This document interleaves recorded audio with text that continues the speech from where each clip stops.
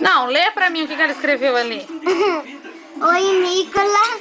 Eu sou a Fabiana. Então escreve, oi, Fabiana. Eu sei escrever, Fabiana. Então, se você sabe escrever, então... É oi, né? Primeiro você tem que escrever oi, né? Senão ela não vai entender nada. Eu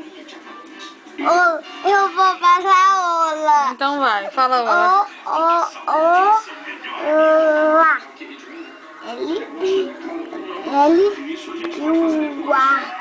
Olá.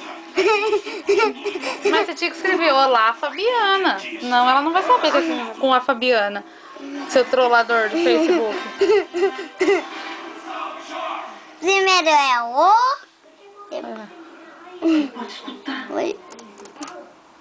Fa. E aí, vamos continuar nossa conversa. Lembraram de mais algum detalhezinho? Alguma novidade? Eu não tenho detalhe nenhum pra lembrar mais. Essa luva aí. Tira a luva.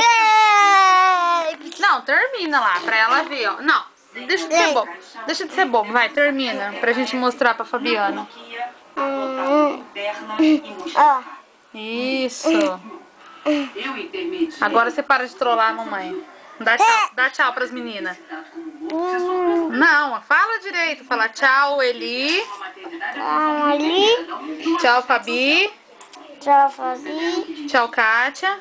Tchau, Kátia. Tchau, Odi. Tchau, Oti. Tchau, Facai. Tchau, Facai. Tchau, Keia. Tchau, Keia. E todos os bebês de março. Todos os bebês de março.